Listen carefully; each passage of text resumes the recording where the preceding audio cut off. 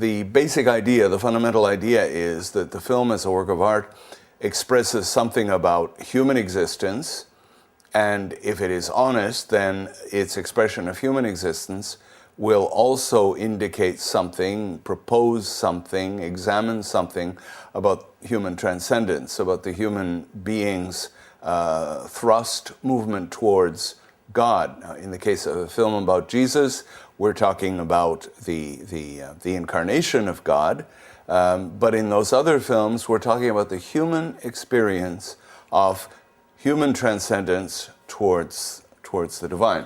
As you can see, we've got videos here. These happen to be mostly of Krzysztof Kieślowski.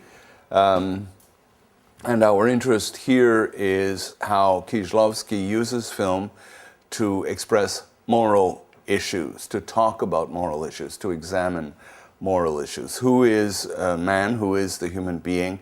How does the human being relate to other human beings, which of course also means how the human being relates to God.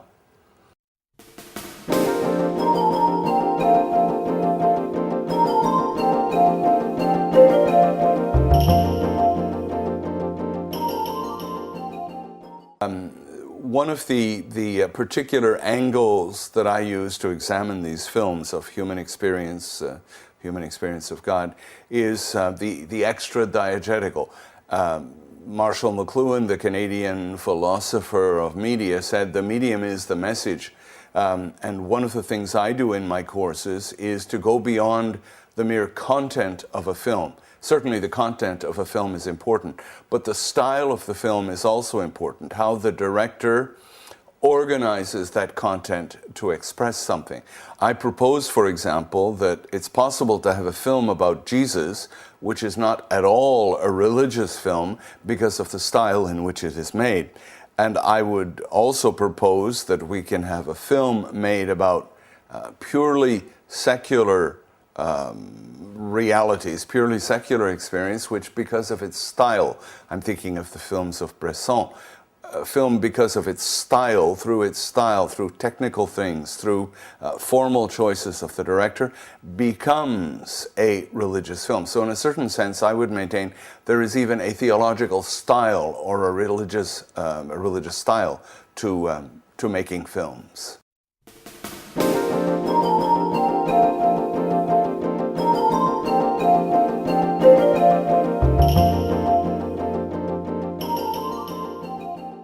This course on communication ethics in a democratic state focuses on the various normative theories of communication like authoritarian, libertarian and state control theories.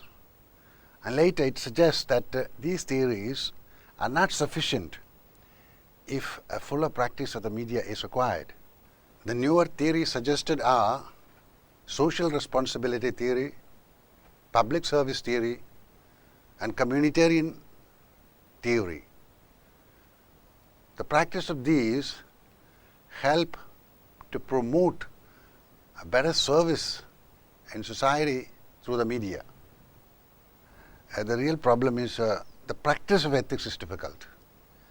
In a situation where corruption has reached every fiber of our society, media people too are corrupt. And we ask in a seminar-like fashion, how exactly can one practice ethics in the media situation that we are in today?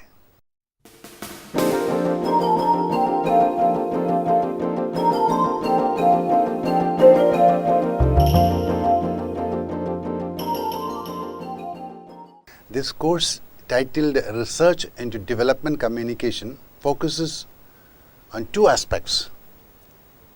The first part is about communication itself, how in the very concept of communication, development is ingrained. We suggest that listening is a very important aspect. This listening means understanding the people, understanding how and why they are what they are, which gives the communicator a deep understanding of how development messages can be reached to the people. Secondly, the course also looks at how media, different kinds of media, even the modern technologies, can be used to deliver development messages. The second part of the course focuses much on group media, participatory media, traditional forms of media, and how interactive messages can be shared and people can be made more and more aware of their situation so that they take action to change themselves. This is a concept of development. We look at the various theories that have been expounded in various parts of the world, especially the third world, and see how the students can participate in a process of development back in their own country.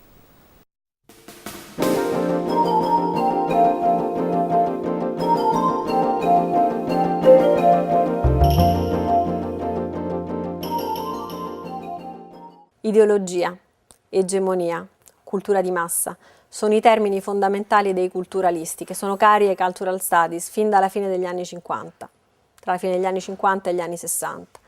Noi questi termini li abbiamo, applicati ai prodotti culturali, cercando di verificare in che modo l'ideologia dominante si esprime attraverso questi nodi fondamentali. In this course of cultural studies, we had two terms, culture and audience. And in looking at this course in itself, I was able to understand that it is not always wonderful, it is not always good to draw a conclusion on certain people or to begin to have an idea that would not be of a common good, that does not talk about, that does not, that does not really share the view of others. Like we saw films of several cases where people were being killed unjustly. So whatever idea that is to be passed out by whether a president or a government, it has to consider more what the people will support and what the people will appreciate. And in talking about audience, we looked about stereotype. We were able to notice too that in some cases, some people make up their mind about certain issues, and that issue kind of influence their decision and their thinking. And for me, I would say it is not good to draw a conclusion on anybody, but to try to understand individual in their individual cases and to treat them and handle them individually.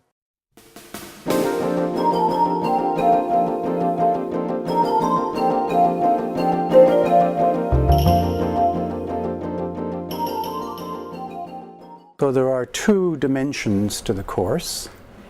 One is a classical social science approach to the practice of advertising in its long history. And certainly the last 150 years, there is a very developed and researched history of advertising, its purposes, its effectiveness, the variety of media in which advertising operates, its financial implications, the cost itself and its support of other free media, and its reception by consumers and audiences. So it's a course which deals with values, it deals with modes of behavior, it deals with communication practice, it deals with theories of communication and tests their effectiveness. And finally, it deals with ethics, social ethics, and the practice of the church to publicly relate to the church's people, the people of God, and the appropriateness of certain kinds of messages, certain kinds of information, certain kinds of persuasion and advertising in that realm.